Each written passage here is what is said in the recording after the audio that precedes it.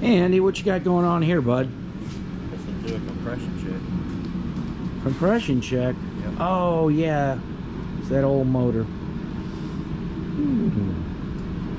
For that Elky outside, huh? Yep. Yeah, the boys did a compression check on that motor. And according to the customer, it was sold to him as a used motor that came out of a 72 Corvette.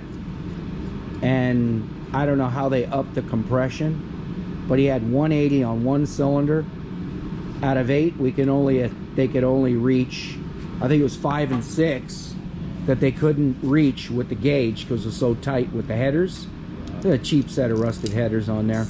And anyways, they had 180 on one cylinder, 178, and then went to 145, and then 160, and then he had 90. And I forgot what the other one was. It was down there. So yeah, it was far from consistency.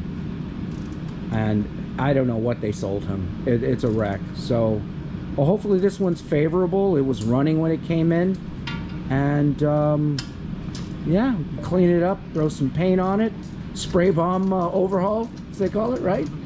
And at least get this thing running.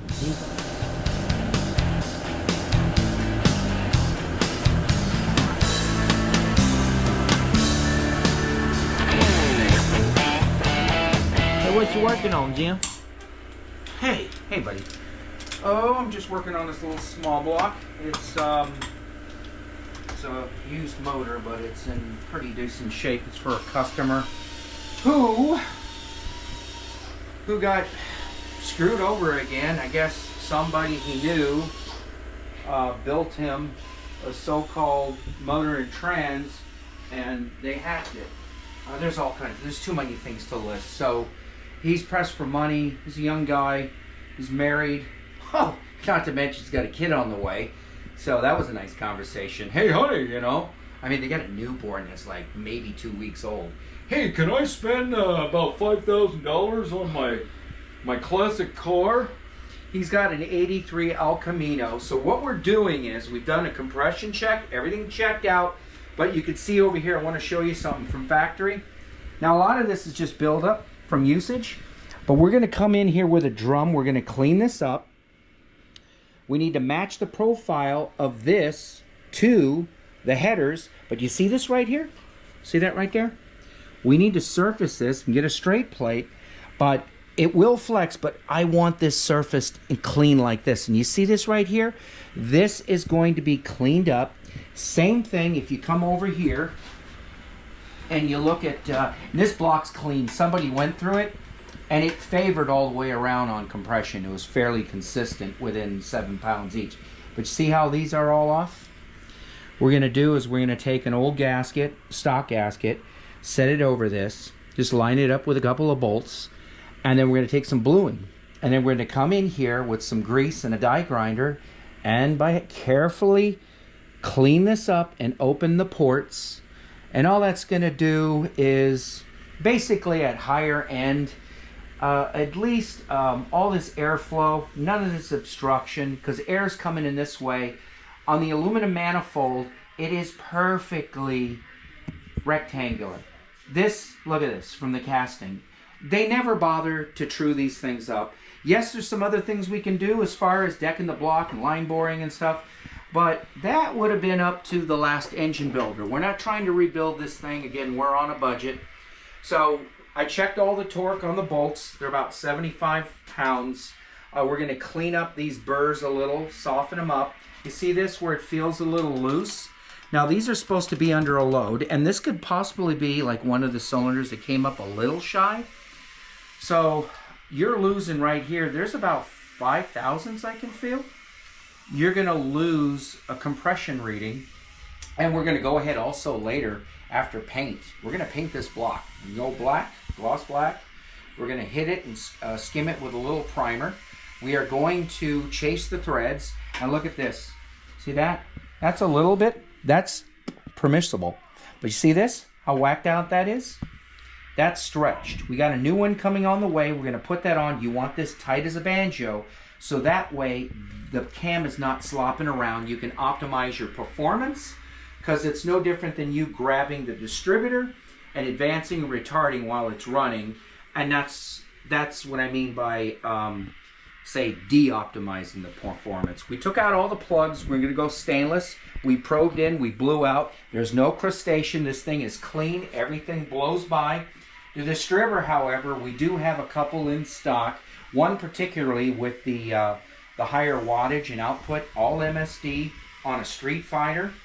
We bought the Street Fighter, and then we incorporated the nicer module with the blaster coil that goes under the cap. And we also have a HEI GM MSD cap instead of an actual MSD cap. There's a little variation, a difference.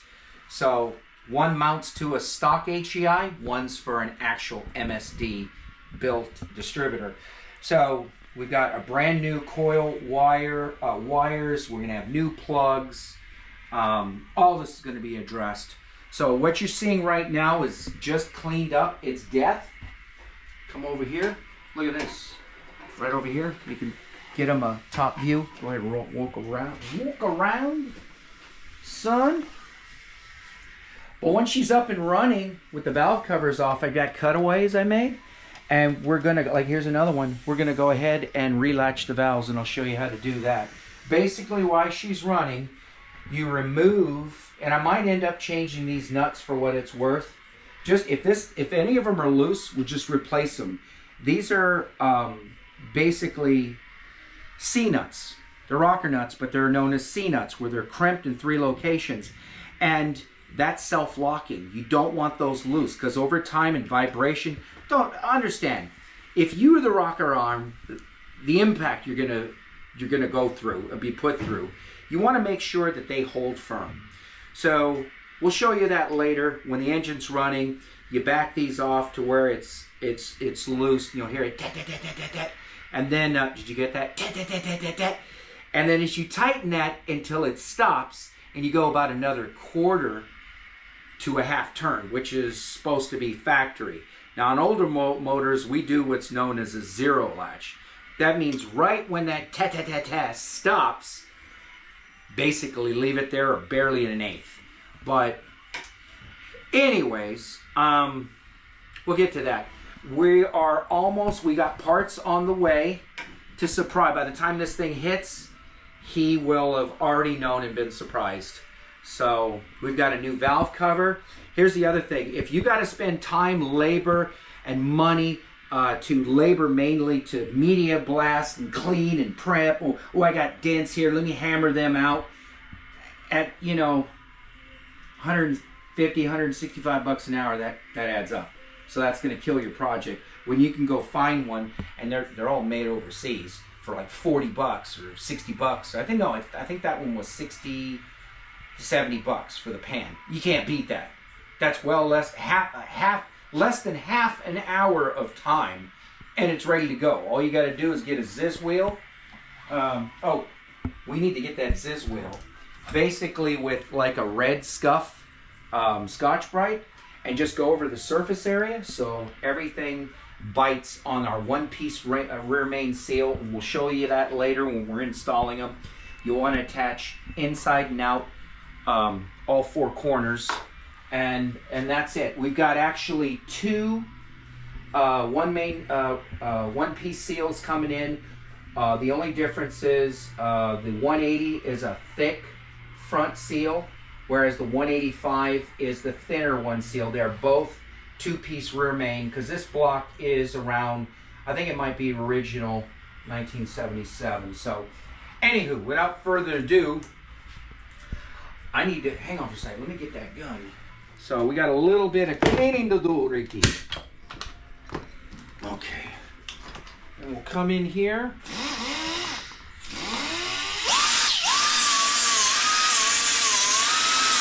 And all we're doing is we're softening the cap. That's it. Come over here, you'll see. There's the before.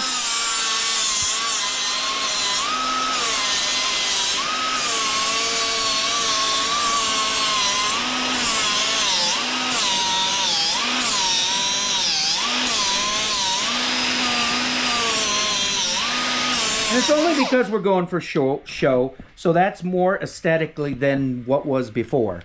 And if you really want to get details, you either bust those off and you can get in there. That's that.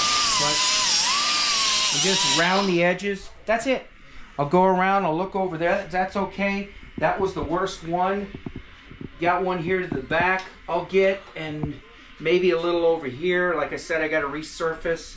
The surface over here, this is all clean, that's ready to go. But I'm going to work on the port. And when you're using a die grinder, you'll see oil's going to be your friend. Because you don't want to get a bunch of bits in there, and you want to make sure the valve's closed and then blow that out. Sometimes you can go ahead and spray in some brake or carb cleaner. Make sure you watch your eyes, and then blow that stuff out and watch your knuckles here.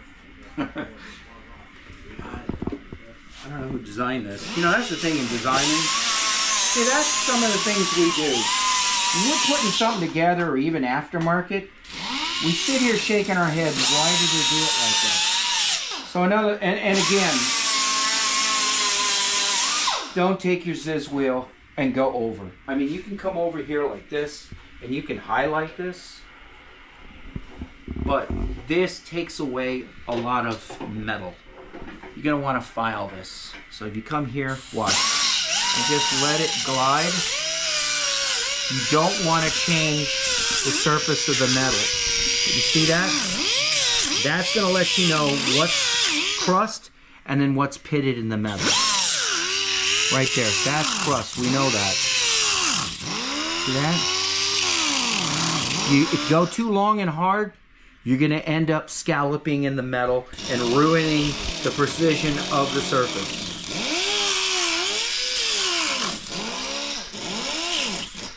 That's it. Now ordinarily, I don't know, that's pretty suffice, but I don't like that. And that's just because of the age. So I'm going to want to file over that. Yeah, I'm going to want to file over that. We are using headers. They flex more than an exhaust manifold, but you want that thing to ensure its ability to seal. You're going to want to make sure that that is surfaced. Now, if you're at the engine machine shop, you can have them line this up and have them go through with the cutter, and they'll clean that up in one pass. 1 or 2 passes. And just control your RPM and just, you know, I like to do sometimes, I'll close my eyes and just feel, like I said, you want to pretend as if you were the precision mill. You don't want to be, you know, getting in there and putting on too much pressure, like I said, scalping into the metal. And the faster you go, the more aggressive the cut is going to be. All you're focusing on is cleaning off any and all loose debris. After that, it's pitting in the metal, and that's where you'll need to file. We got one area right here, and we're going to call her done.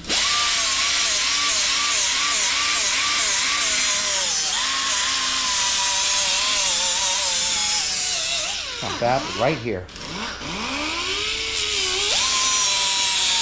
Now, if you had a nice set of aluminum heads, again, he's on a budget, you wouldn't have to worry about this. Those heads are going to come out nice and clean.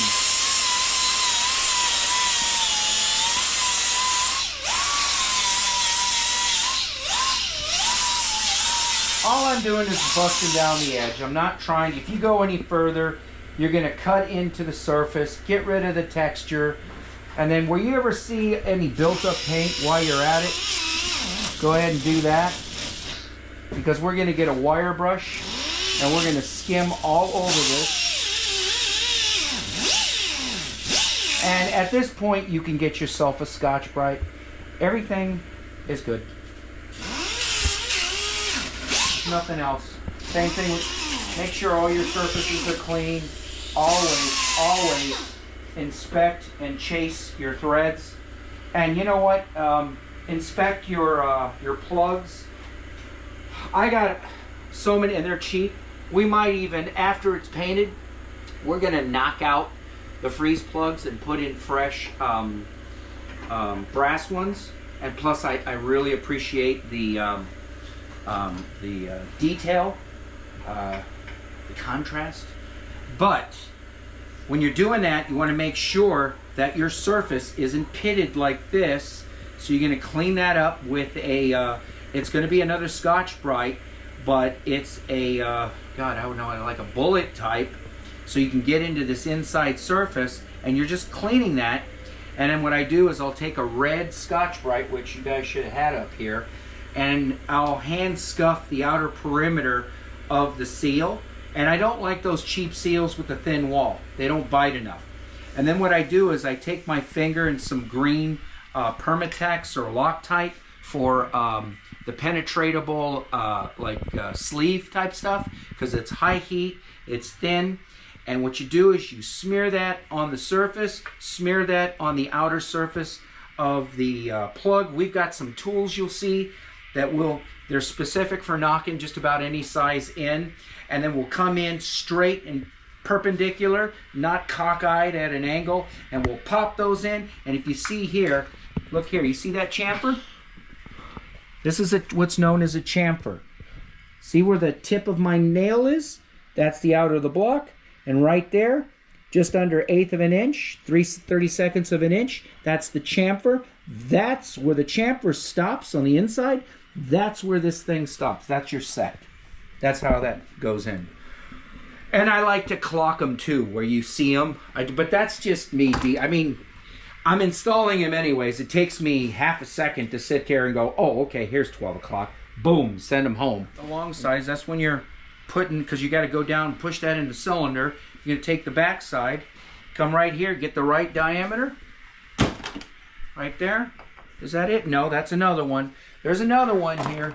Trust me. What the heck is going on there?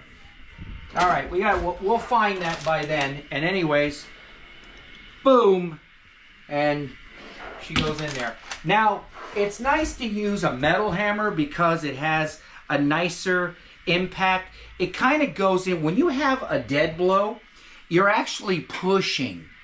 When you have a metal one, it's kind of like an impact on your pneumatic where it's so it's more of a, instead of a pushing motion, it's more of an impact. So you'll be able to have more control and a better precise handling to get these in where you want it without overdoing it. Because if you do it too far, you're going to have to drill a hole, get another free. You're going to end up burning it. You need to pull that out. Don't leave it in the block, and you're going to end up replacing it, starting all over again. So, anyways, it's almost closing time. Drew, we need to get some paint down. Okay, buddy? Alrighty. I'm going to continue cleaning this off and getting it ready. Okay? Already got it painted, Jim? Yeah, I went ahead and did it. I just got to get a little bit of this right here, brake cleaner, and I'm just scuffing it right over here. We have to file these, so no big deal.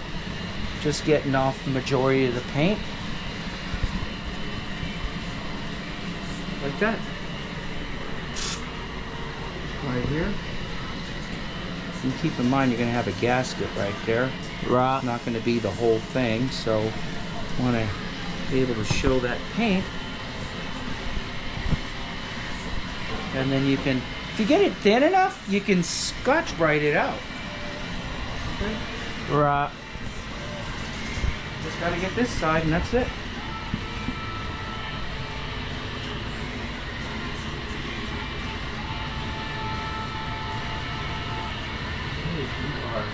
You are just in there. That's it. All right, let me turn. That's the nice thing. I installed a fan. So, in case you're wondering why I couldn't hear me, that just helps. Ordinarily, I don't paint in here, but I just pull the fan on, and it just sucks the fumes right out. And also, I put that in there basically to suck out any dust while we're building motors. And of course, we're not really building this. We will be freshening up next time. and changing out the bearings and seals and the main seal. New pan gasket, new pan, new valve covers, intake manifold, ARP bolt, and timing cover, chain and cover. Because again, labor, cost, and that's it. All right.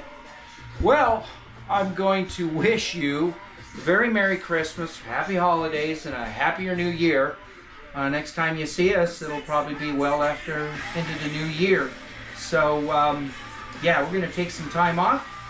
And I got to sneak back here and wait for Mr. UPS and FedEx to wait for some parts. So when we come back after the first, we'll have some parts, put it back together. Yeah.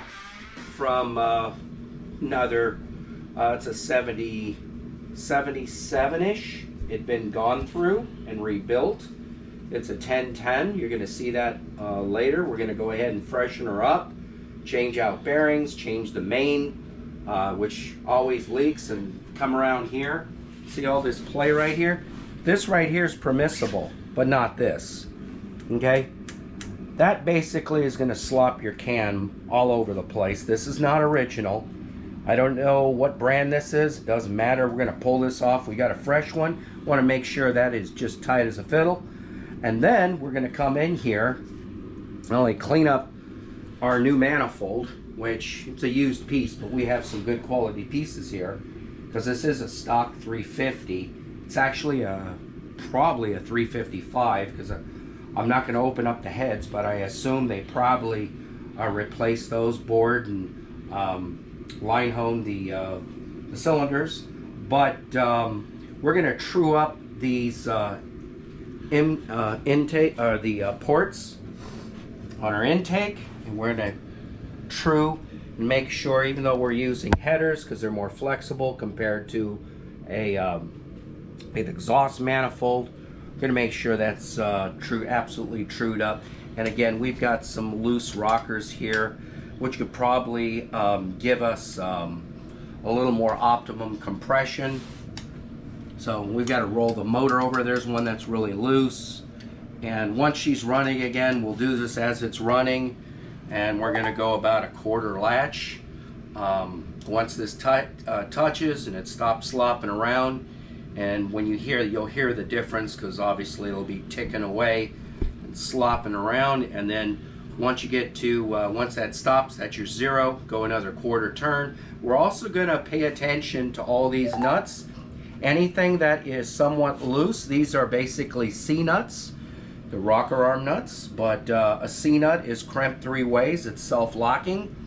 If they're loose, don't use them because then vibration over a short period of time, they're going to loosen up and then they're going to be slopping again. It can get to the point where you can damage and bend a push rod. Now I see they've got guide plates, and obviously these should be hardened push rods, so he's good shape there. Because if you use stock rods with a hardened steel guide, which they always are, they're going to gnaw into and gull into, actually cut into the rod, a stock rod that is. So without further ado, what we're doing here is we've already blown this off. We're gonna dunk this in the tank, but for right now I've got this finger disc, and all we're focusing on doing is just touching and gliding across. You don't want to gouge, and you want to make sure this is nice and true. So we're going to come across here.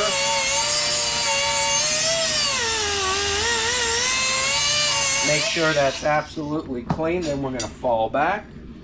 Okay. And we're just going to let it do the cutting. We're not going to force. Want to make sure this goes side to side. This is more of a rasp.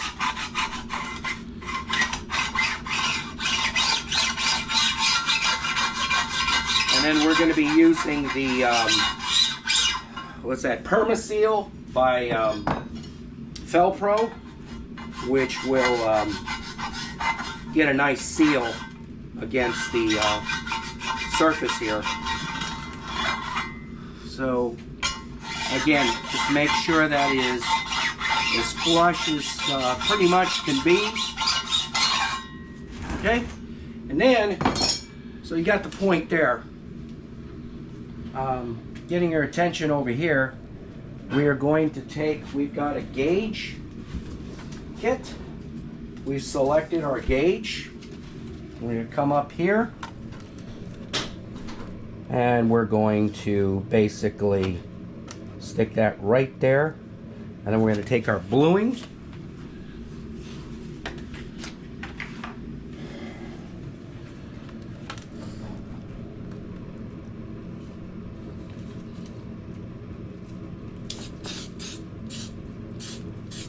Is this our cleaner? Yeah, it's our cleaner. Oh. Someone swapped the cap there. Hey, we're filming here. Now that we got the right one, okay. There we go. Get that to line up with our hole, that bolt hole. We come in here, and amazingly, the stuff is working. So there's our imprint. Go ahead and do this one here too. There's our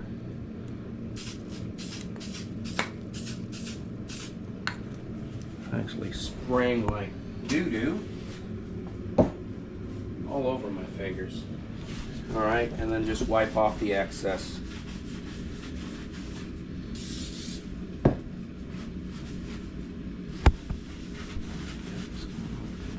All right, so at this point, we're going to come in with our die grinder.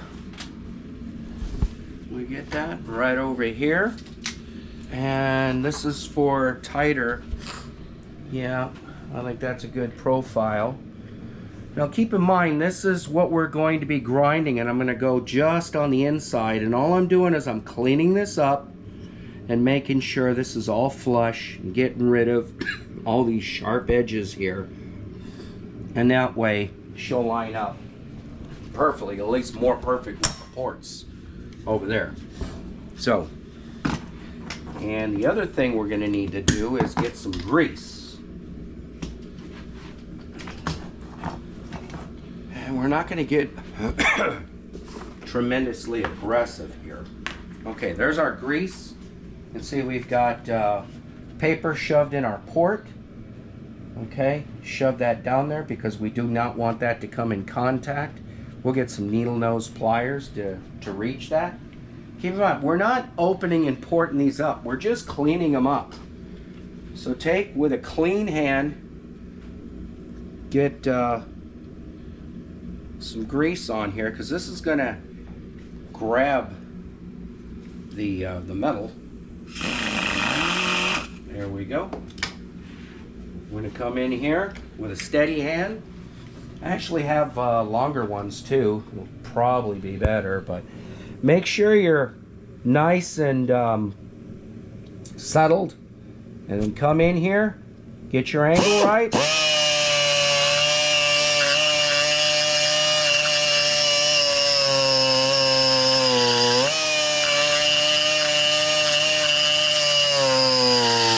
And all you're doing is focusing on cleaning and then coming in and leveling that out, blending that in. That's all. If you do too much, you're going to blow right through the port.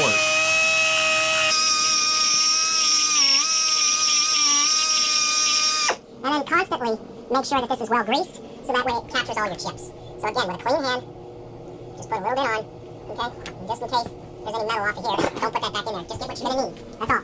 That's all you're doing.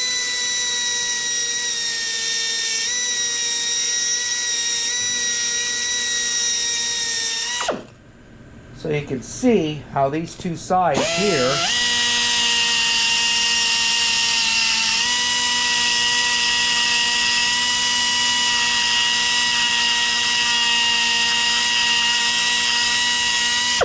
are coming out.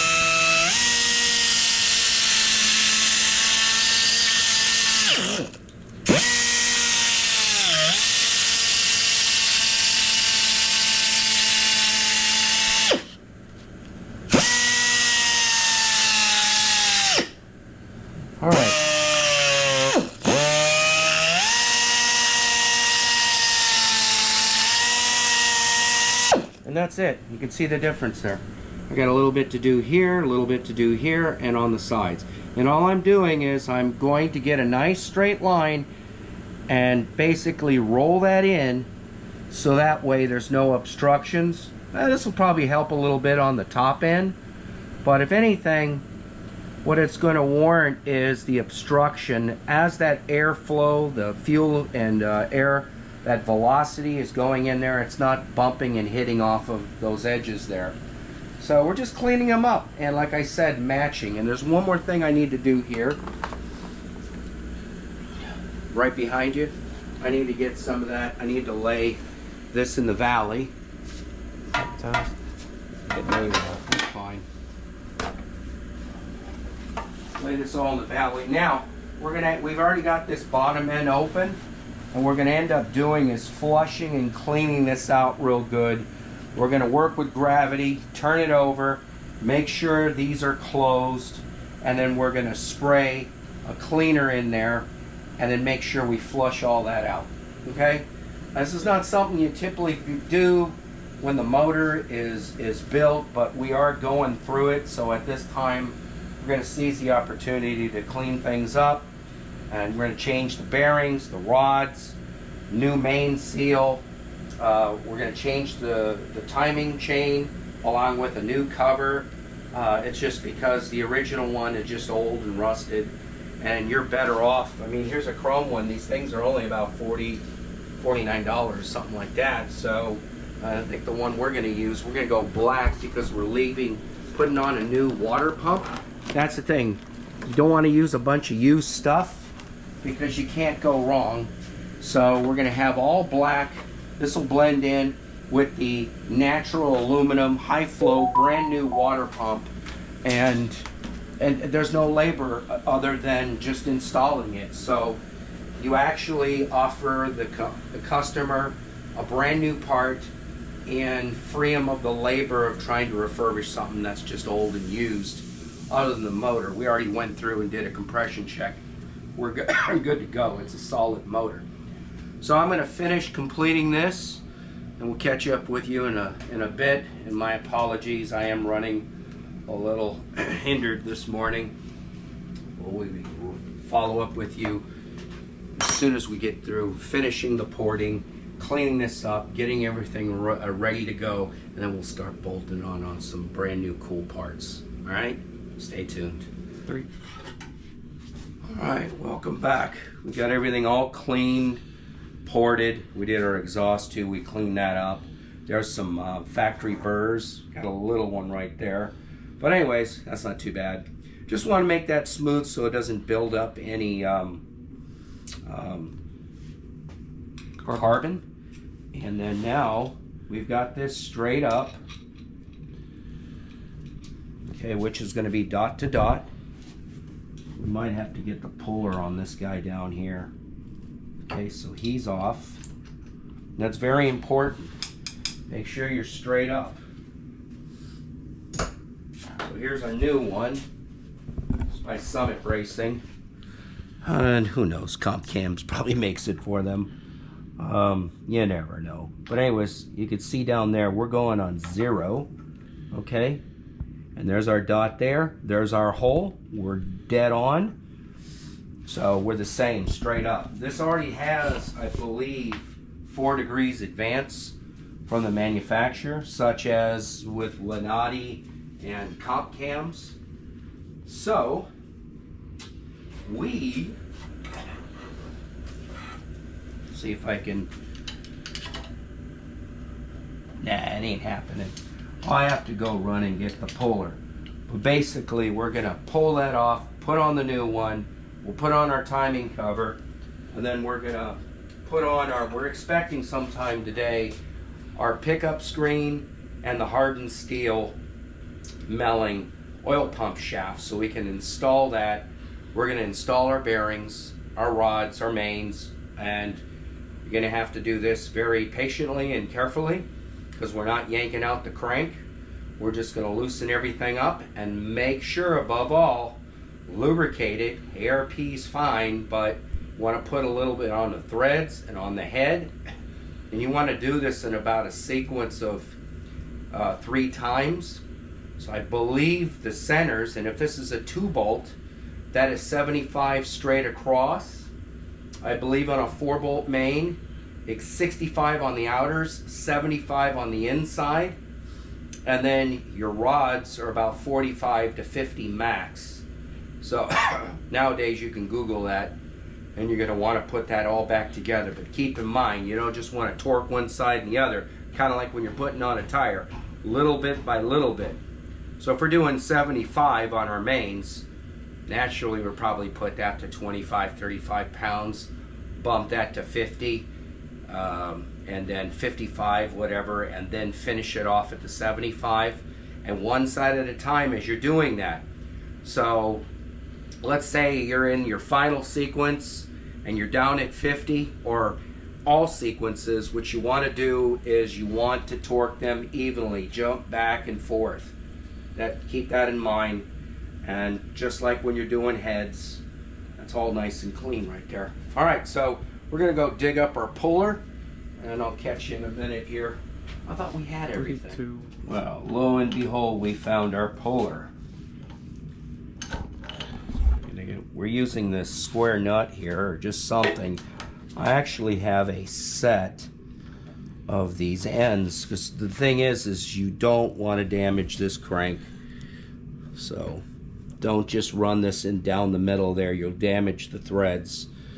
We already had one on that big block outside we dealt with. Okay, so watch this thing come off really easy once it gets some tension.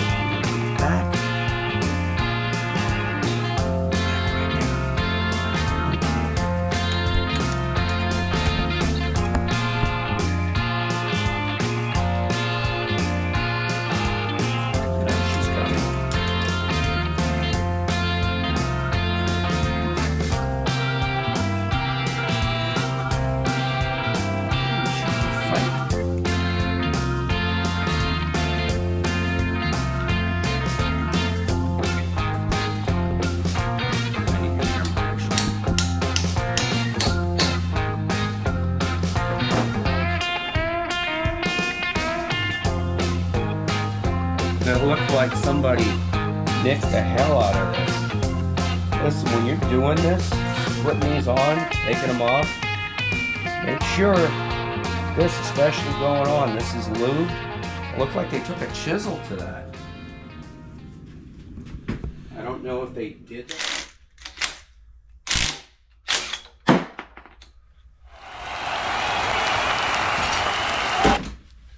All right. Nothing too tough for us. So that's off. Double check.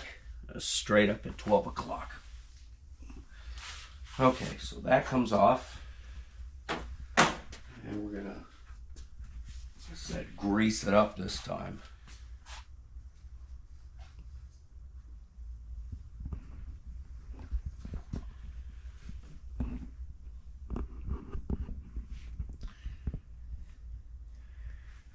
Got right there. All right, so there's our 0 mark. Okay, there we go, and then that'll line up. I'm gonna need to get a socket. That's not it. That's it. We're gonna get one of the original bolts right here, get it started, and get this thing to basically seat itself. Also keep in mind, if you're gonna use a driver like this, an impact gun, go easy on it, okay? That's one. Make sure these things screw in and come in contact. You don't want to gull them.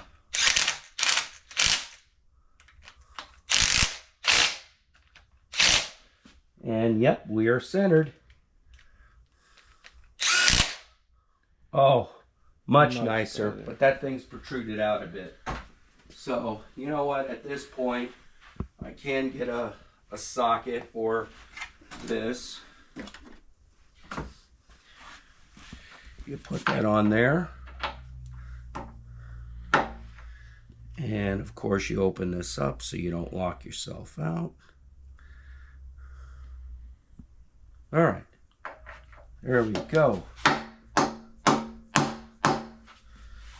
And it's not long or deep enough, but I got other stuff here. And I got other stuff like this.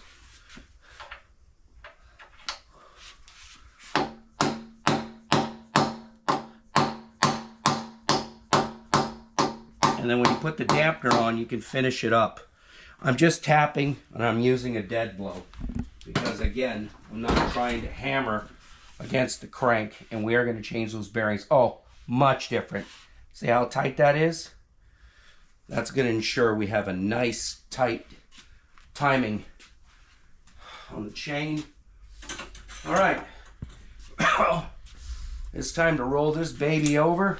Start changing out rear main seals and the rods, the mains.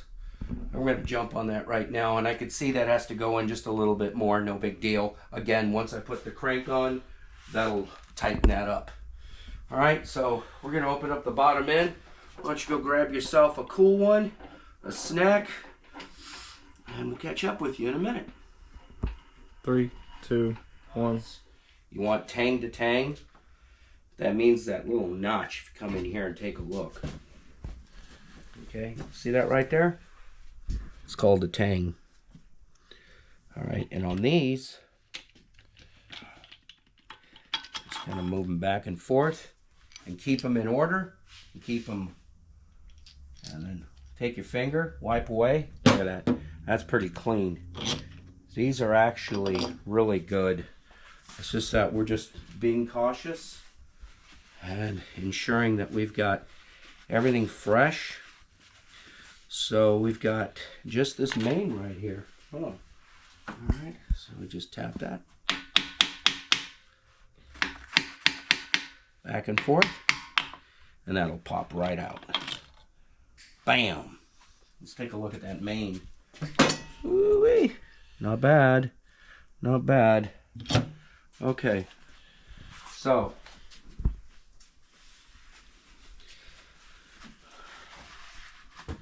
and this is why I make sure all this is clean, blow all this out. This is what I was getting at. I should know better. I'm gonna clean that. Should have waited on that, but anyways, we'll see. No big deal. She goes all on and off effortlessly now. You guys missed this right here, or Drew did. Drew, if you're watching, shame on you, boy. Hey, you know what? He left us a jacket too, right behind you. Yeah, pretty cool, but unfortunately don't fit. And being all skinny and all. All right.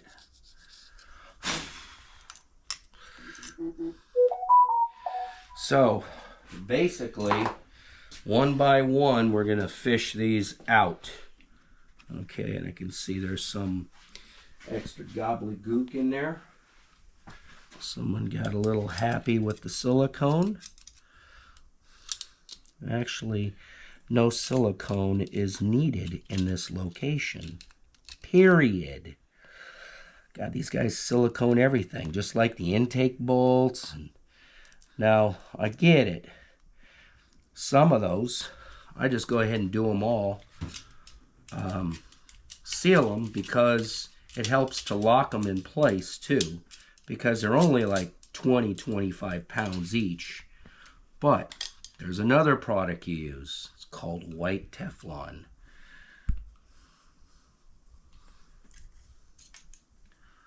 That's what we want. Just like that. And then I can come in here and start removing. And by the way, when you're putting in a rear main, offset it about 1/8 to 3/16 of an inch. And I'll show you what I mean about that when I install the new one. And make sure that the lip is facing inward. One time I was doing an engine and I was freshening up just like this.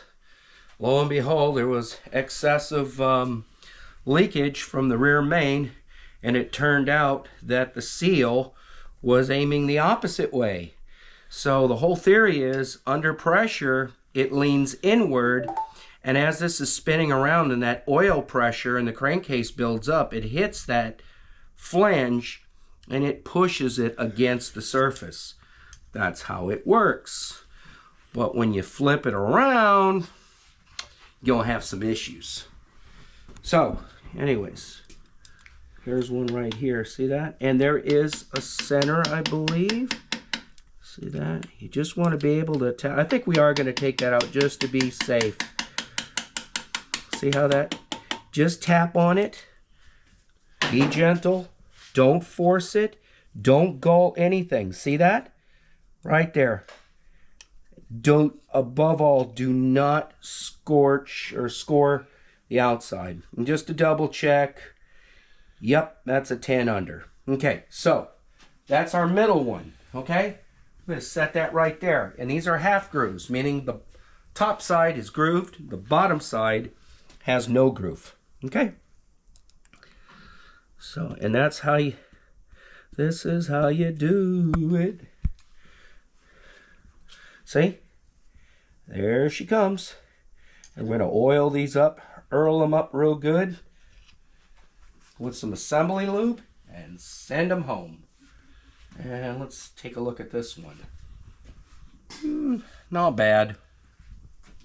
Not bad. Here's the front one.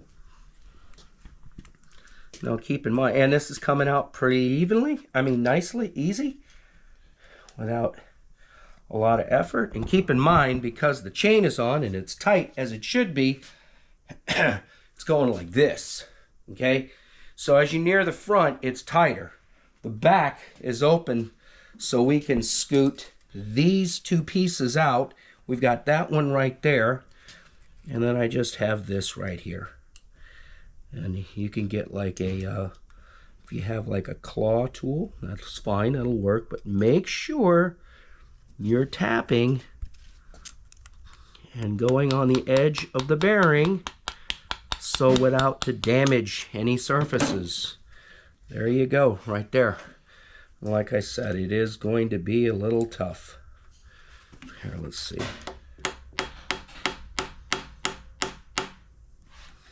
We'll go underneath that tang, see what happens. Yep, and just little slight taps.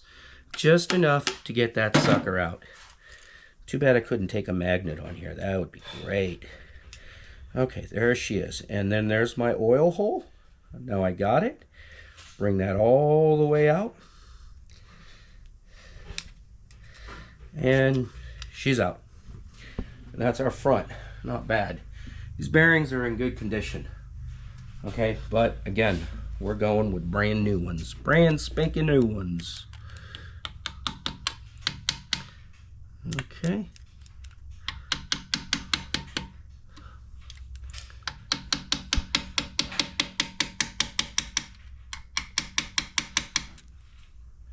Just carefully work it out. Okay? And if you'd like, you can turn this in the direction you want the bearing to come out. See that? They're all consistent too. I'm liking that. I am liking that. Now these ones are probably going to be a little more difficult.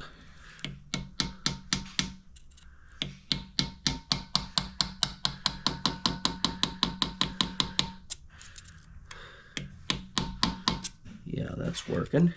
This one here, I have an outside edge to grab. I also have a larger tang here.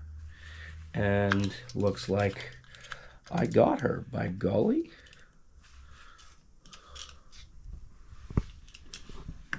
Just be patient. And there's one thing about these rear mains that you must know when you're putting these in, or driving them home. You want to make sure that your end play, that's the relationship of this crank against the block, we don't want any more than 4 thousandths. So hopefully these new bearings will just pop right in with ease. Okay, now we're parallel. See how easy that came out? And just being careful. There we go. Now at this point, you're not going to want to turn the crank, okay? Because you're sitting on, okay, how is this? Not bad. It goes there. Now, we still have this guy right here. And I'm going to show you why I want to clock this 1/8 to 3/16 off. Okay, so what people commonly do is, here's your block side, here's the main cap. They put that right at the seam. What's nice is to take, let's say this is your seal. Take your seal and bump them up about 1/8 to 3/16 of an inch. That way when you come down with your cap, the seam is encased within the clamp or the cap and the bolt. And that's what I mean by that. And that'll just give you the most adequate seal at the seam. So again, this right here is just going to be, just have a little patience. We're going to get that. While we're working on this, why don't you go take yourself another break. We'll catch up with you in a bit, right here. All right, so we already had we had this slightly elevated. Now we got her down. We're pretty much parallel. We had to pull up over here just to ensure that we weren't sitting downward, because otherwise you would have gulled it. This is a paint stick, which is perfect. We got that lubed up knife. Now they're all in place. We got all new bearings back here. The only thing I have to do is lift that back, put that on, and I'm going to start setting these and greasing them up. 1, 2, 3, 4, and 5. And this went in really fairly snug.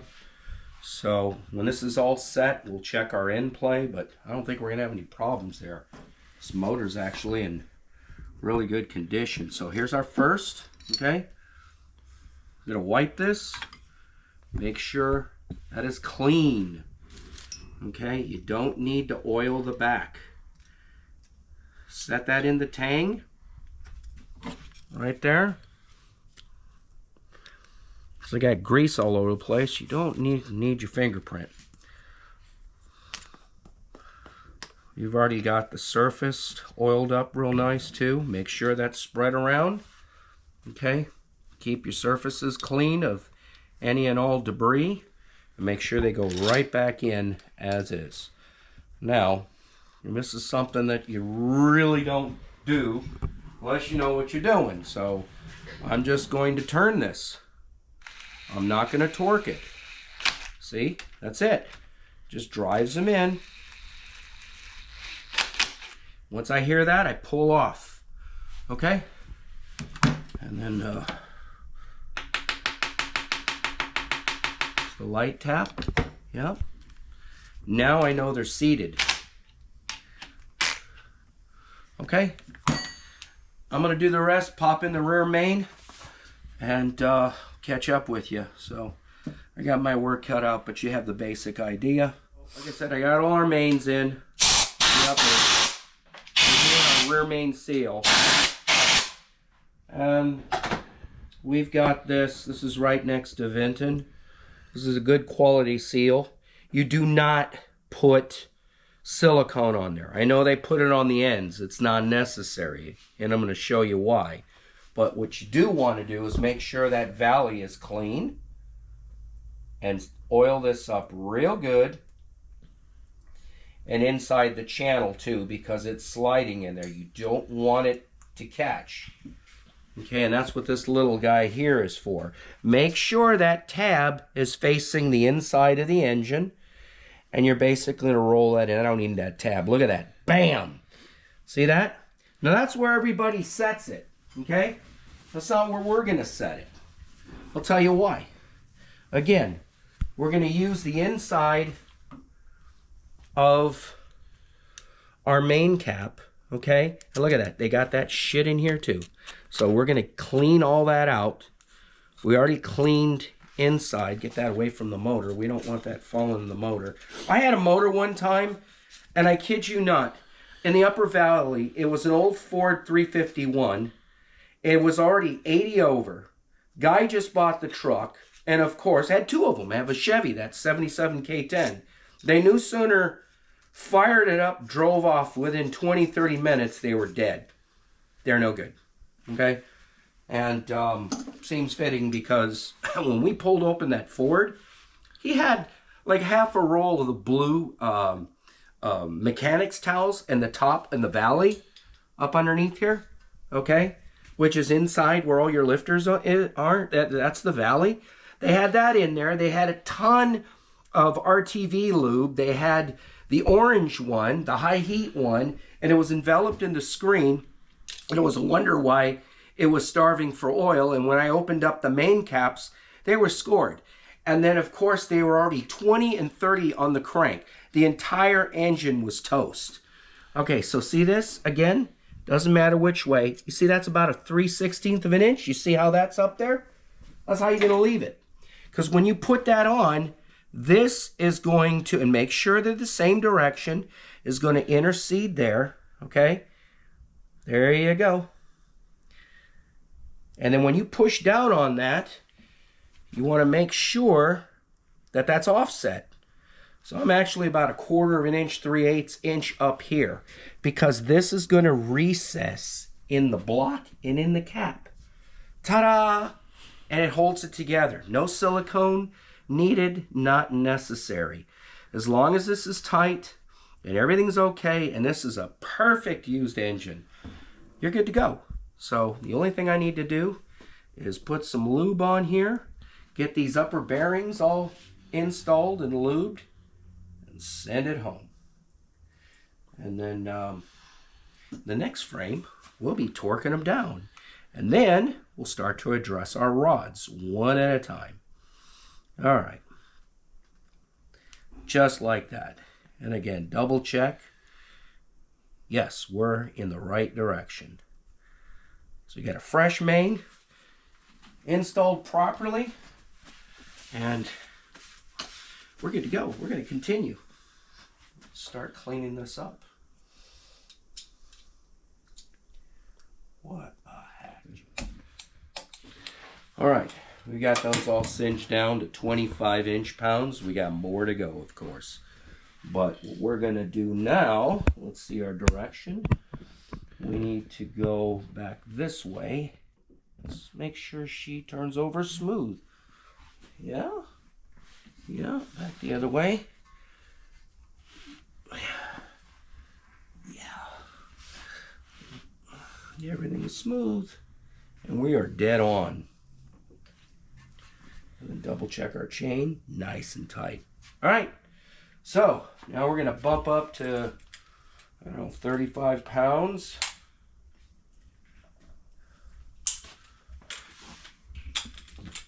Just a little. That ain't much. That's not much off. Like I said,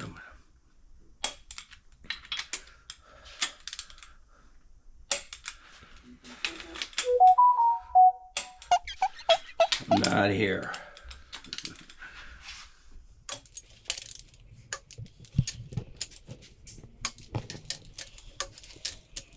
That's good. Now, let's get the centers.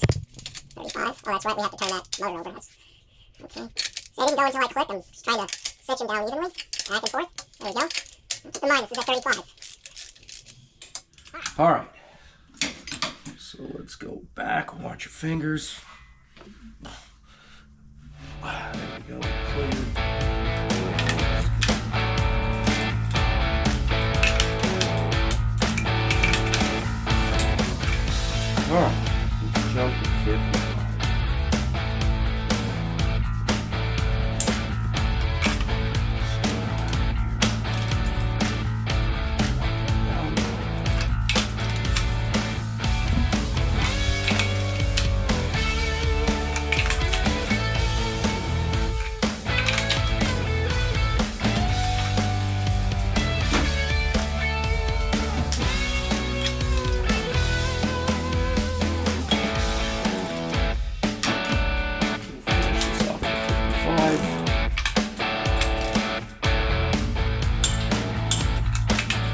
make sure you calibrate this.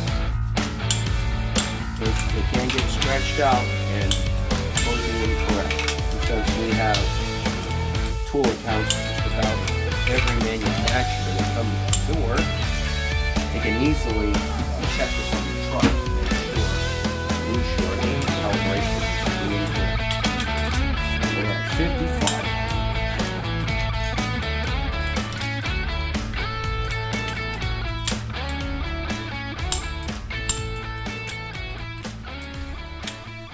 Don't overdo it.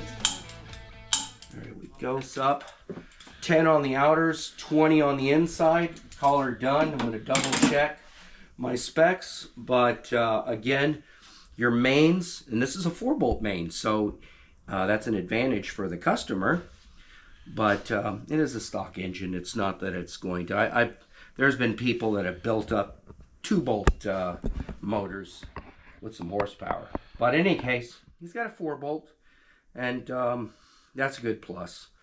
So double checking, 65 on the outside.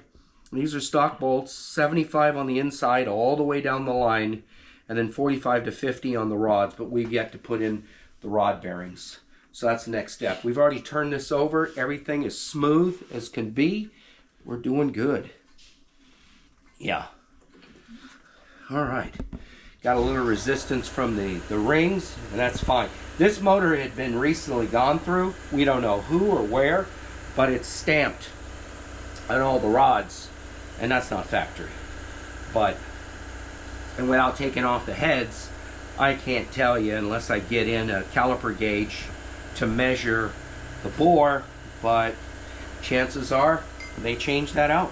So it is an old engine from the mid-latter 70s, and Laura knows how many miles have been there, done that, and it gets to a point, they don't last forever. And not everybody takes as good care of them as they should be. Every 5,000 miles, we highly recommend good quality oil and filter every 5,000 miles. Okay? Do not skip on that. That's like having tainted blood or having tainted water. Okay? And you're drinking and consuming that. Same thing with an engine. If you put in good quality oil, the right viscosity, and a good quality filter, not one of those thumbnails. In this case, we've got a high volume pump we're putting on here. We're going to use the Wix 50 something 60R. We're using the racing one because of the larger ports or the holes on the filter for the higher volume. But we are going with standard pressure. Small blocks, I don't care what you've got, what manufacturer.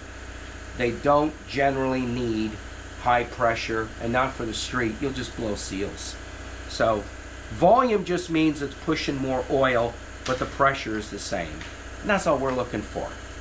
Anything to enhance the oiling of the engine and optimize the performance, so we promote longevity as well as performance. Makes sense. I hope it does to you.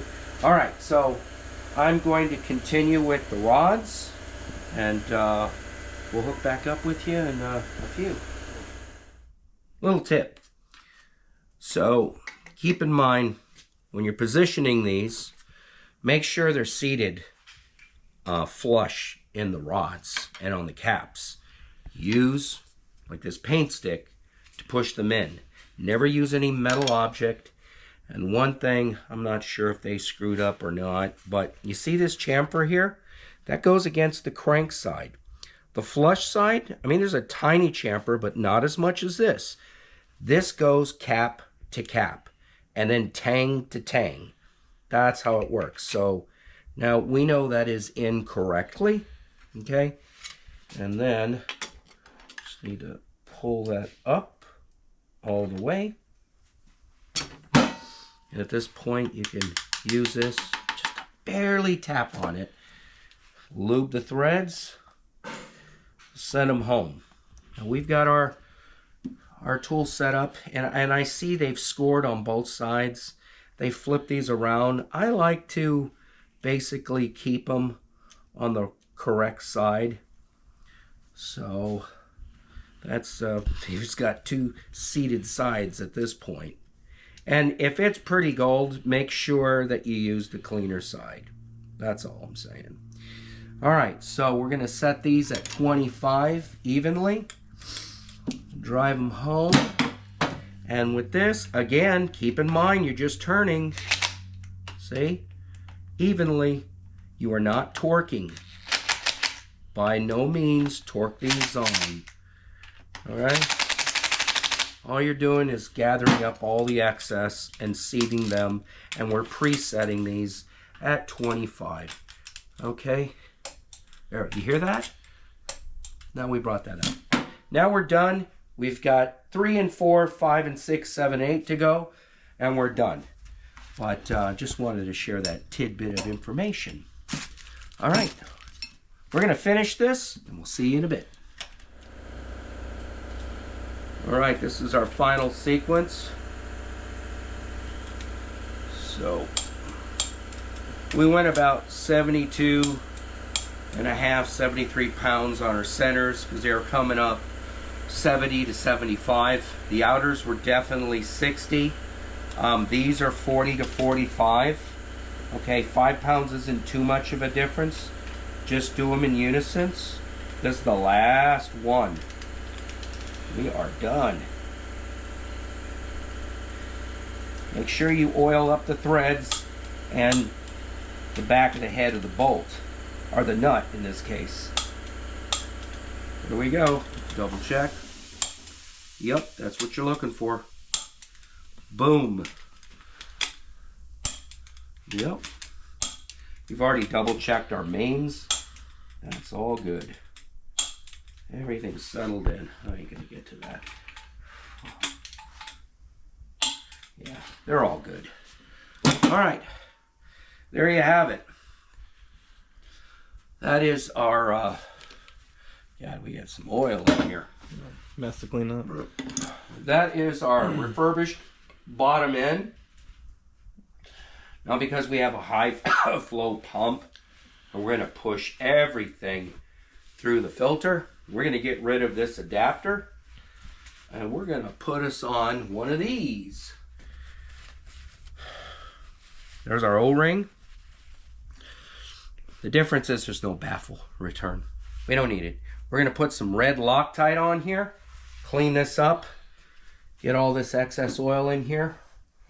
And while we're doing that, we're going to let you go for a minute. We're going to, you don't need to watch us cleaning all this up because we're going to install the oil pump, and I need to see if I have a spare. I might have. I know I have the hardened push rods, or pump rods, and that's going to come through the top.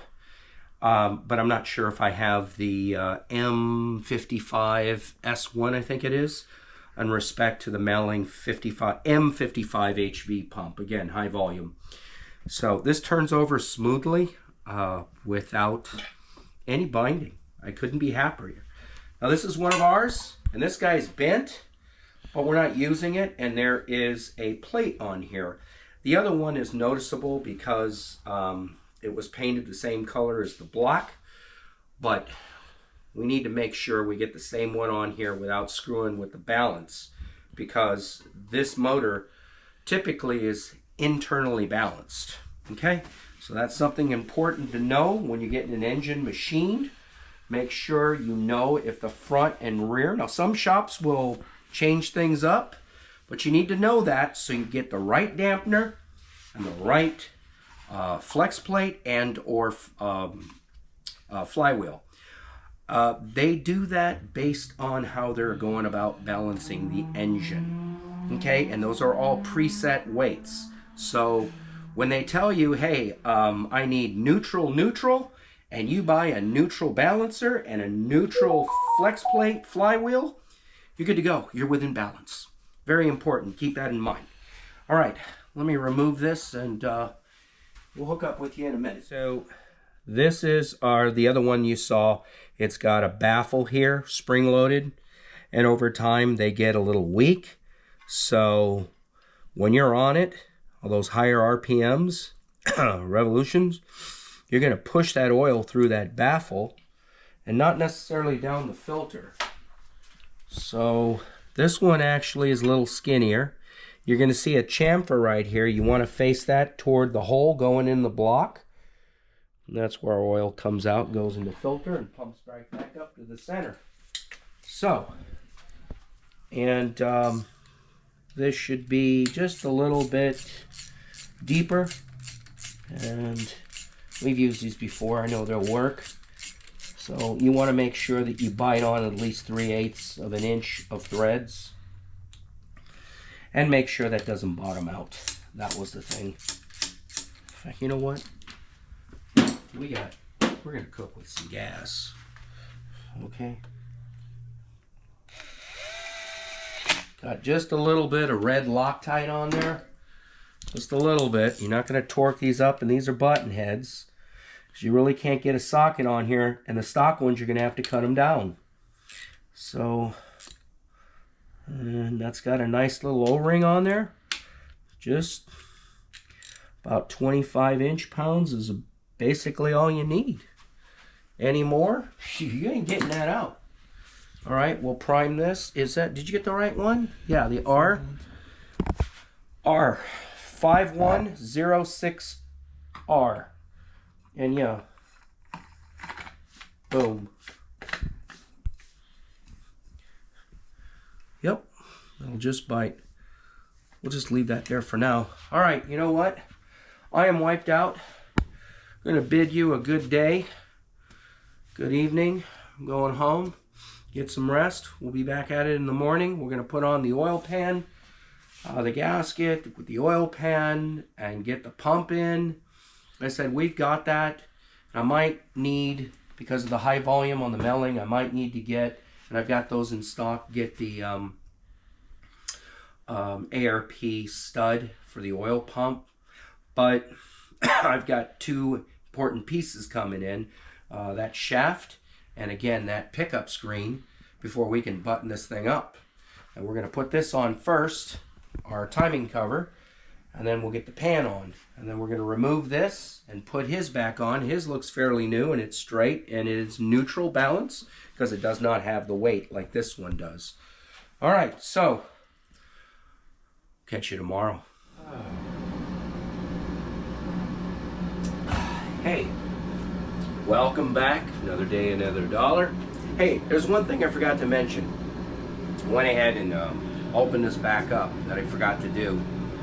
Like I said, I'm under the weather, so I'm not thinking straight. But anyways, I catch myself on the seal on the rear main where they seat. You want to put a little dab of silicone right where the seam is. Now, like I said, I've staggered them about 3/8 or so of an inch, and anyways, I reset that back in. But yeah, just seal up the seams. Now we've already got all our surfaces cleaned. We are good to go, right? Where's that other? Some of that my spillage. Okay, make sure this is a nice clean surface. Take some, you can take a little brake cleaner or something. You want to make sure all this is absolutely clean. So we're going to come around here and start at the front. We're going to put on our pan. One other thing I'm thinking about, I didn't tighten these down, by the way. Our bolts. We need to tighten those down, but I've got some ARPs, so we're going to take these off one at a time. And those are going to be like 25 inch-pounds a piece or so. That's for our cam bolts. But I also have a cam button we can put in there just to keep this from walking. And the only reason is because I want to make sure it's not putting extra stress against the chain so it prematurely wears out. It's just paying attention to fine details. I'm not that sick. Now, of course, you could go with the bearing style, but that's overkill. We do have one here which is nylon, which will work out perfectly. And all you do is you cut that to fit. And unfortunately, I'm going to have to dig for it. But in any case, here it is right here. Got a part number and everything by Comp Cams. That'll go in there, and then when you lock your bolts down, that'll lock this in. And when you put your cover on, all you got to do is come in with your Ziz wheel and just cut this down and just roll it over. You can see how the tip there is just rolled over. Okay, so we're gonna do that. Where's my blade?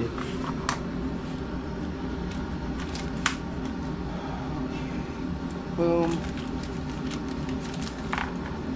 There you go. And then I need a half with my gun.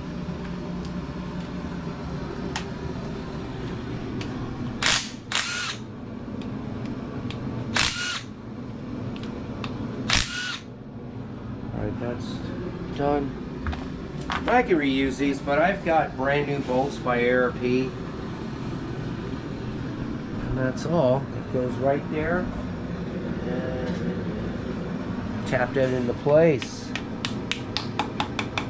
Boom. Now, hopefully we don't have to cut anything. So I'm going to try this out. Just like that. There we go. I have but just a hair to go. Just a little more. So.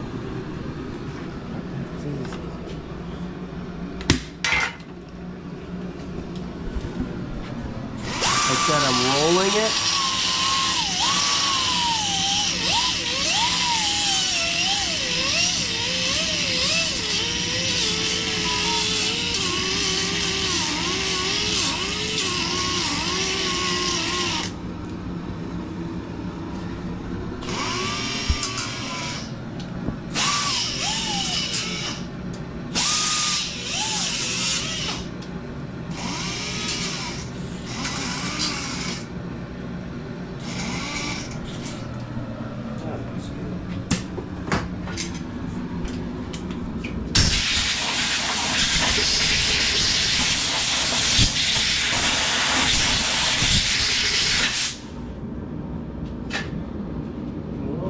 Time.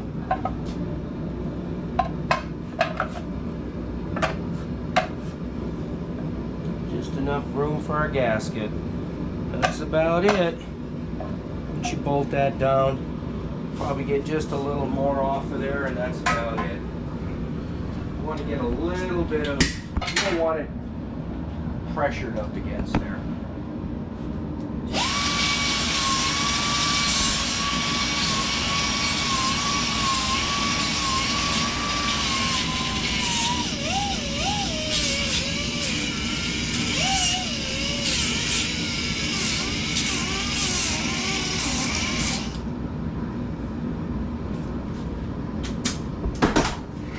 That's it. Just patience.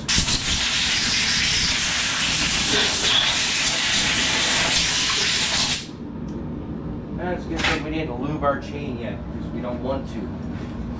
Not until we're ready to go. That's it. That feels good. Now, I kept the packaging.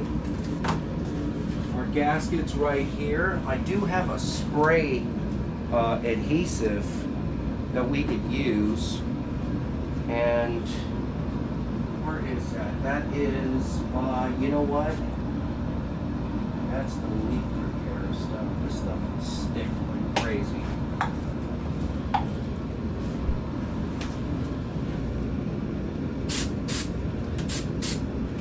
And let that gas off.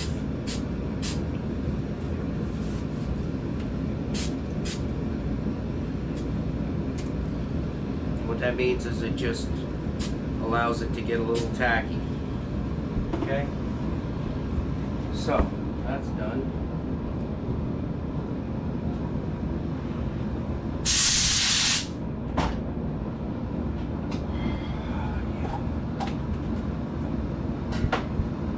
All right. Let's accelerate.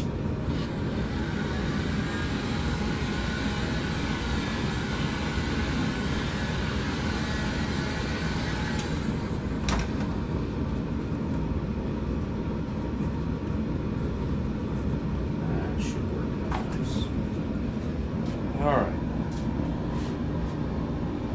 Keep in mind we're upside down.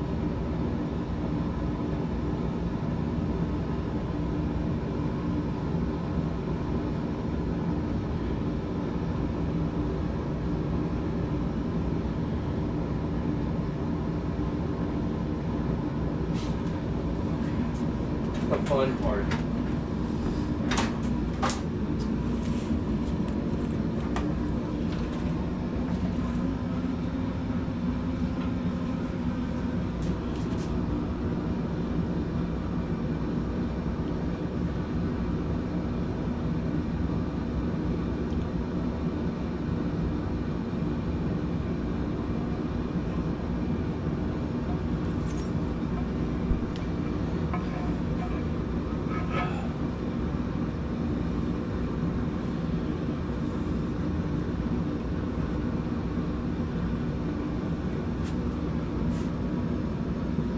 Skim a little coat here. Yep, yep, stay.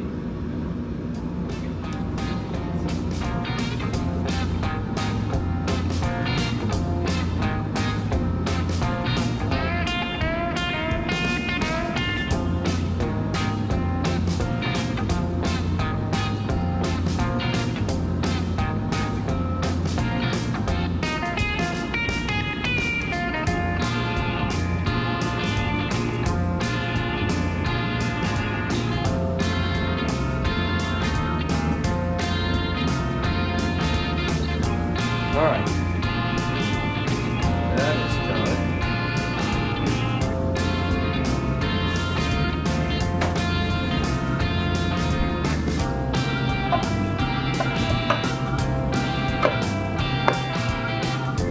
Folks here, keep in mind, now we're going to put a pointer on here, and we're not going to use those bolts. These are our timing bolts.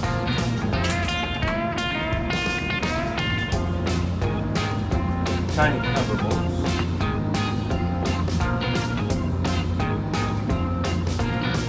Nice little accent.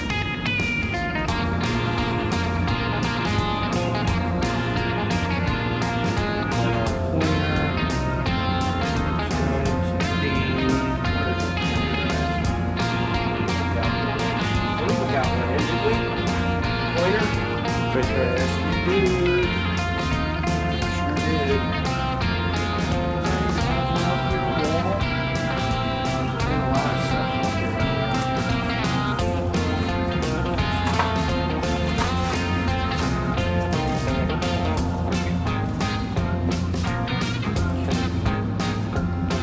Yep, it is right there.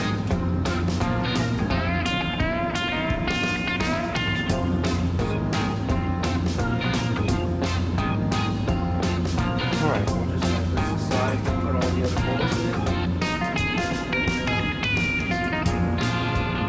More socket here.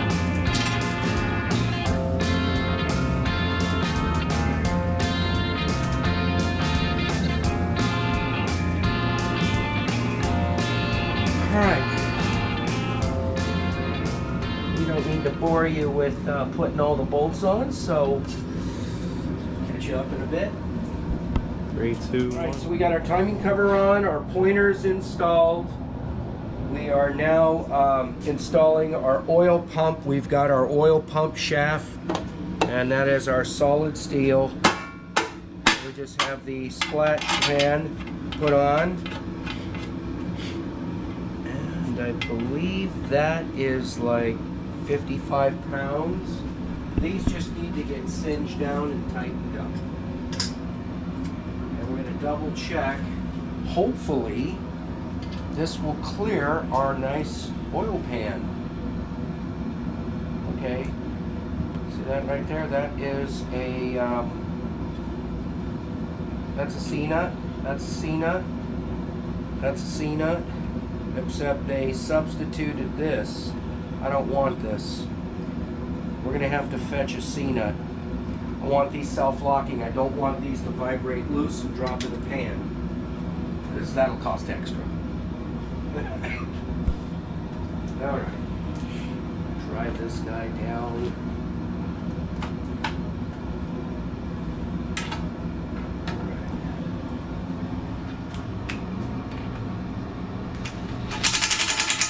Yep. These just need to be snubbed.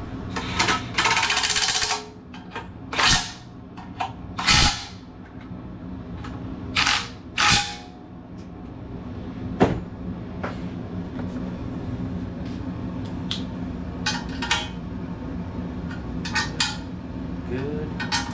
Good. Good. And the last one.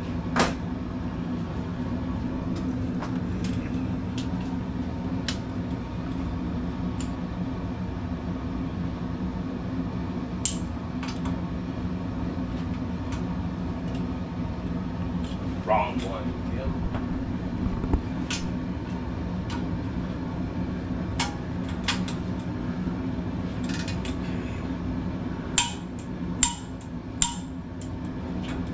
That's good. And now we're waiting on Mr. UPS driver with all the rest of our parts. This is a 5/8, and I'll show you. We got this neat little tool over here. I love these things. I can find them. Here we go. We got a 3/4, and we have, is that it?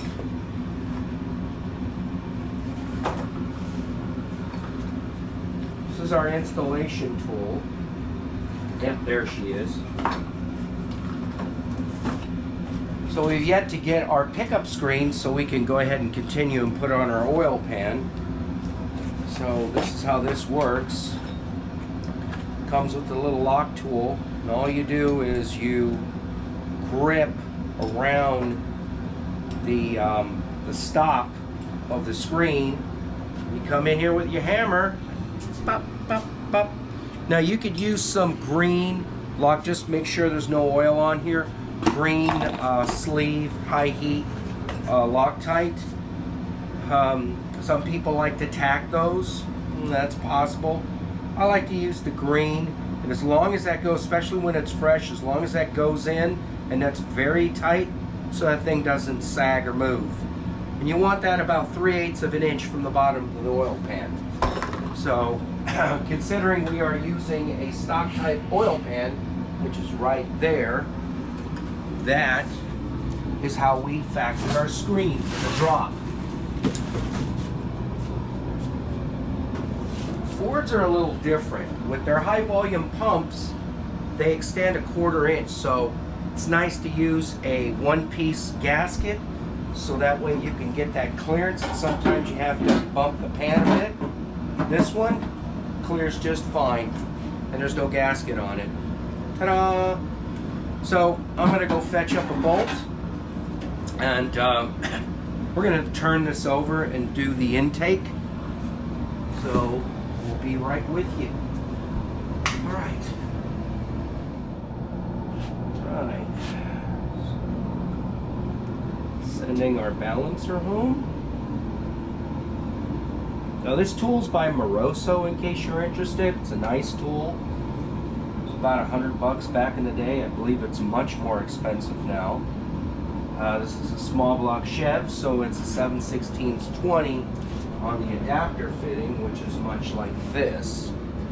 Now, there's a lock ring, and this has a roller bearing in here, a thrust bearing, and you want to get that snug on your shaft, and then you go until you stop and just back off a hair. You don't want that tight. This stays stationary. This turns until you get in there all the way. Otherwise you could do some damage to the tool. You could break the adapter fitting. You could get it stuck in there. You don't want to do that. Well, this is also setting the lower sprocket on the crank. Remember I was saying earlier, don't worry about getting it all the way in. And that's that.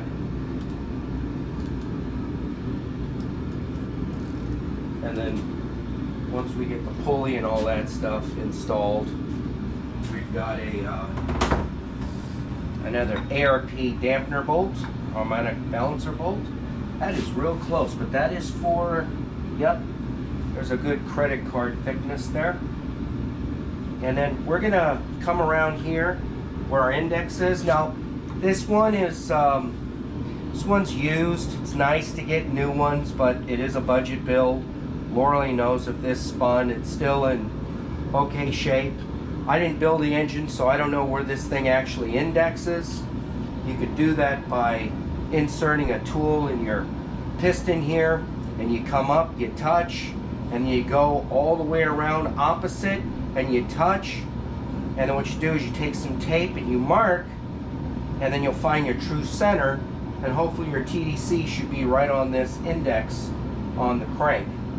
If not, keep it in mind whether it's a degree or two advanced or retarded, but that's how you factor that. And just get some whiteout or some a fine brush and some white paint. Take some tape here if you want on both sides. Get some white in there, pull the tape or whatever, and that's a done deal. See? This guy here is, there we go, we got it. So we got our valley all cleaned out up here. We've cleaned off down here. We sprayed all our, any debris or dirt, grease is down here at on the catch pan. Here we go, see? But she's still coming out, because that can get locked in there. So very cautious about that and careful, not to damage your tool. And there's our stop right there that I was telling you about. That's it. So we can put this away. It's a nice tool. If anybody's interested, it was Moroso 61743. I love me good tools, plain and simple. All right, well, we're going to go ahead and get our intake manifold on.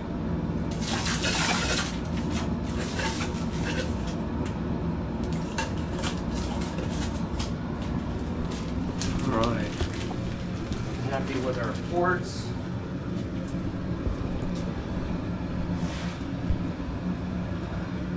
There is oil all over the place. Okay, now. Is that the gasket you want to use? Yep, that is indeed. So, again, stay clean, stay focused.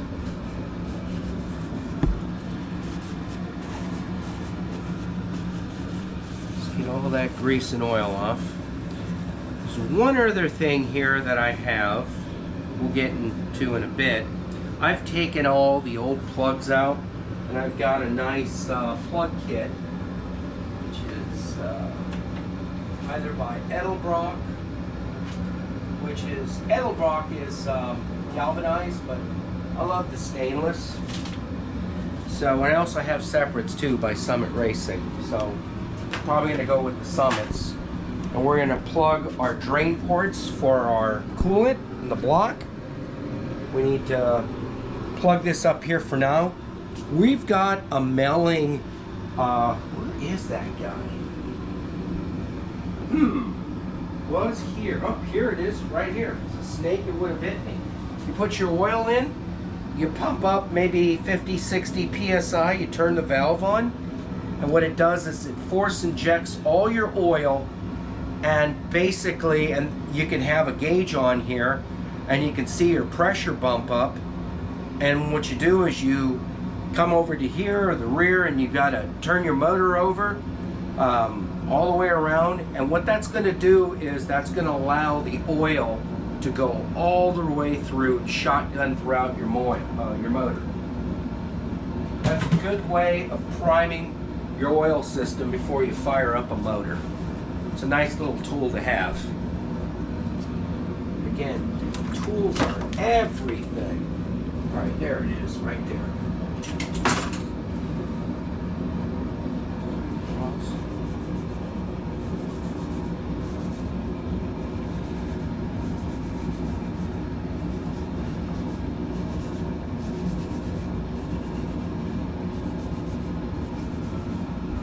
Nice and clean. I'll give that a once over again. That's filthy. That thing's seen its better days. Time to throw that out. And watch out when you're using paper towel. You just kind of want to glide over, and you want to watch the edges, because otherwise you're going to pull off lint. Okay.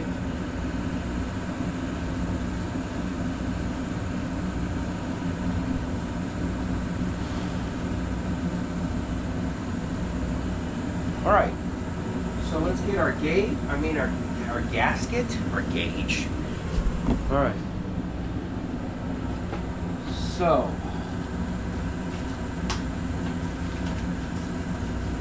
we're going to pre-fit this, and I'll show you why. Because it comes with a front and rear gasket. It's a cork. I'm not a big fan of cork, but I like putting a nice bead down. But if that sucker is too thick, then you're going to want to... Alright, that's just going to slide down. It ain't going to hold where the darn... Alright, so let me get the manifold first. Pop this down.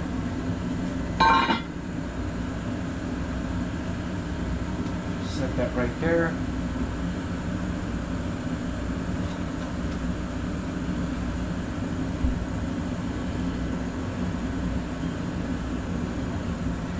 Your emboss faces up. It even says this side up.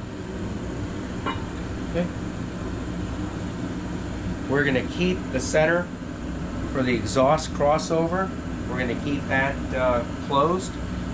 And you can see right there, that's not bad. It's not even cranked down. See, it's about 1/8 of an inch. We're just going to put a nice strong bead across there. Okay? And we also need to hold this in place. So we're going to get our gasket. Where'd we go? Where'd we go? Here we are. We'll use our ultra black. Alright. Here we go. I'm going to take and we're going to put this around the water jacket. Just on the inside.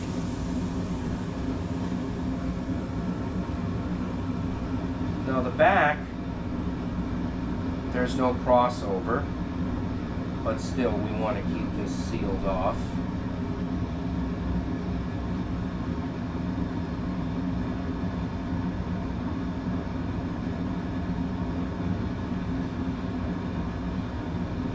There we go.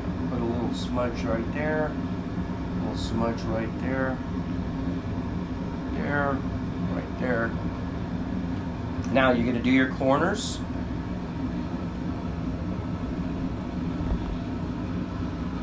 Put a little bead on all your corners. You're going to go top and bottom of the gasket.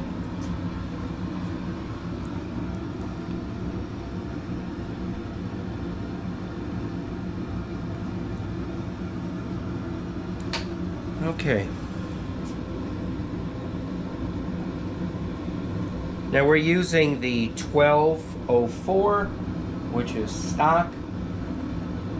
And unfortunately, look at how nice that fit right there. That fit that profile. Fortunately, I don't have an S3. An S3 just means it's got a inner metal. Alright, there we go. That's good. A little more there and there. Oh, I forgot that one.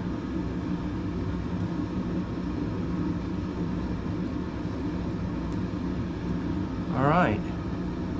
Boom, boom, boom.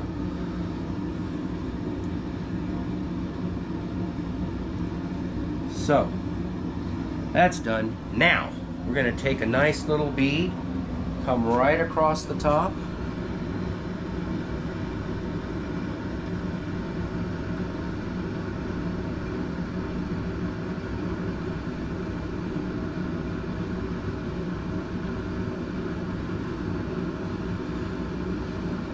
Like I said, just come up on the gasket a little bit.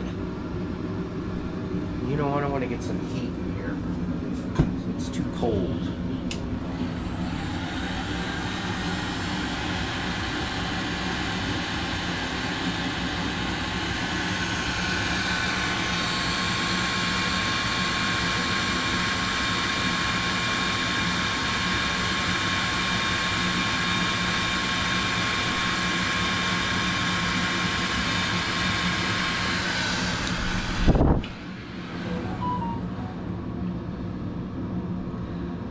Nice consistent bead. Make sure you got enough. You already looked, you have an idea how high that has to come up.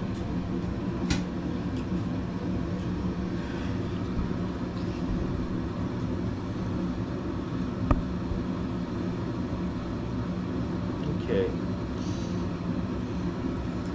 That's pretty good.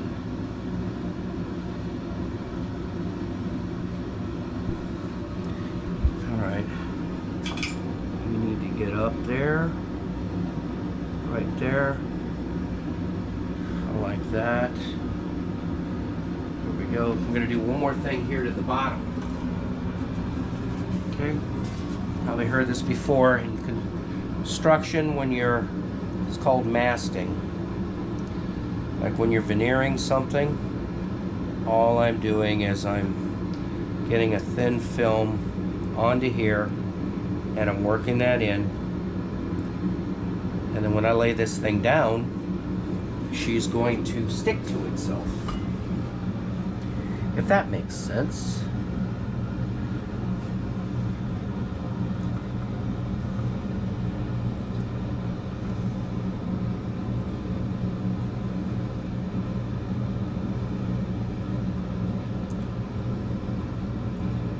All right, that's good. Mangle the two. Time for another. You never have enough paper towels. All right.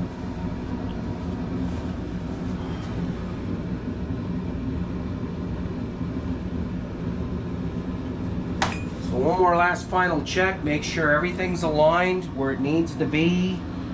Okay. That's good. Right there. Right there. All right. Now, take this guy. Don't put him on backwards. And then what I'm going to do here is I'm going to heat up this metal.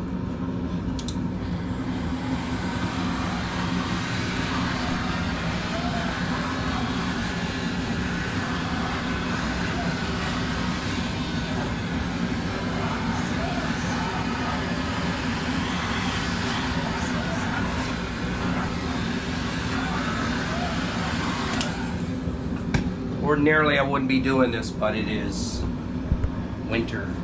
Okay, and then you can make some dots, but I pretty much know exactly where my port is and come straight down.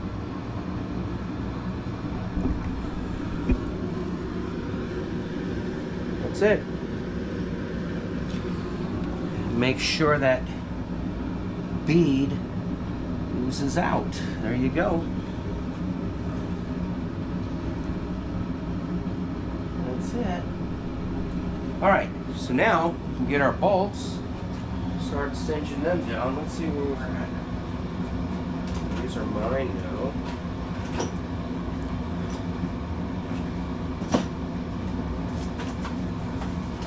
Please tell me we got our intake bolts.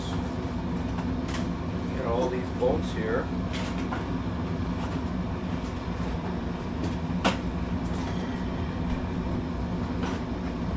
Okay.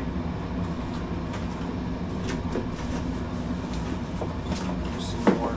Bingo. We got them. Awesome.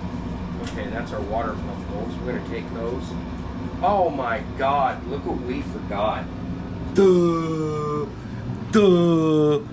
I got to take that all off. I forgot to put these on. Oh my God. Someone was probably watching and go, hey, did that guy do just what I think he did? He forgot to put those bolts on. Anyways, we're going to put that on. It's no big deal to pop that off. That's still pretty fresh. We're going to get that on there because I was too busy fooling around with the button. And I completely forgot. Oh my gosh. Okay, so on these you'll notice they've got a smaller washer with very little flange. They go right here. Okay. And I'm going to show you how you do these. These are only going to go down like 20 inch-pounds or so. We're going to put some white Teflon on the threads.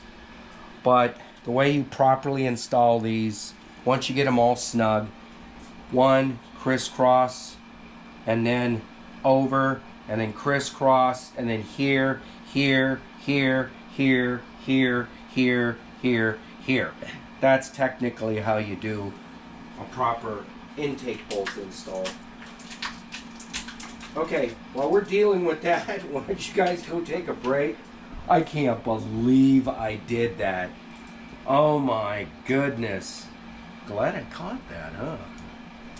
That's already, what's that, 2? That's 2? Well, anyways, I already bought those bolts. That's a good reminder. Okay, anyways, again, it's cold. Not thinking as sharp as I should be. But anyways, we caught it, and that's what counts. All right, so I'll catch up with you in a bit. Hey, welcome back. That's looking nice.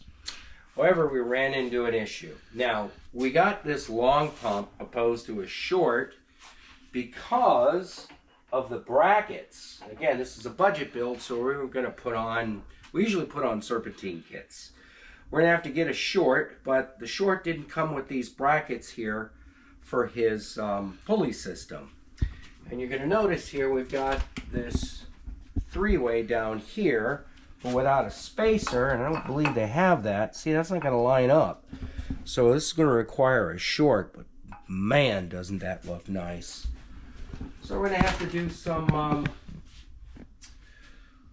searching and replacing of parts. So you can see, we, by the way, we fixed that in there. We took care of the bolts. We got those installed, torqued down, reinstalled harmonic balancer. Of course, we've got the pump on. We put on our fuel pump. Got our valve covers on.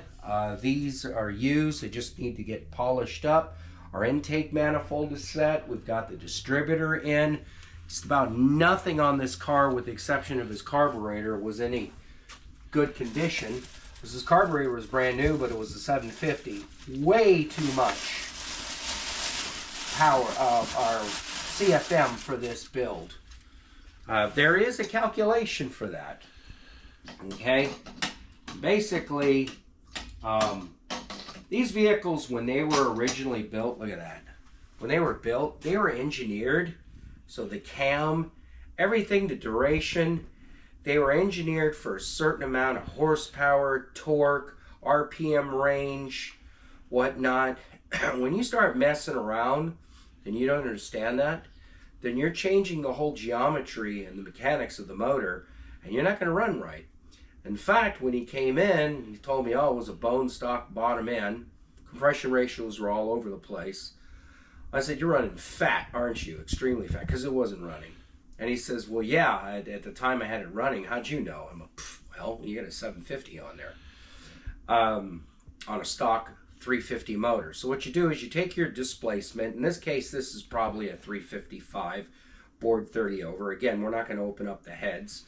So you multiply that by the max cam range, I would say 5,800 on this one. You get a big number. And you divide by what I like to refer to as engine pi. 3, 4, 5, 6. So when you do that, that's going to give you your CFM. And then Holly will tell you, well, if you want a little more fuel efficiency, knock it down by another 10, maybe 15. So you'll multiply by 0.9 or 0.85 to that value, and that lowers it even more.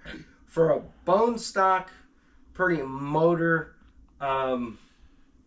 you're looking about a 600 CFM, which is exactly what this is. This is the Holly. We use these a lot, sell a lot of these. This is the Holly 0-80457 S as in Sam. And then we're going to finish this off with, this is probably not the one we're going to use. We've got our water pump neck that goes there, and then we've got there's our chrome valve, oil pan. Unfortunately, we can't put that on at the moment. This here is our final piece. It's getting a little messy in here. This is the exact same one he had, with the exception that this one isn't all rusted out. Okay, I'm missing the bottom end. But anyways, you'll get the idea. Put that there. And these are by Edelbrock.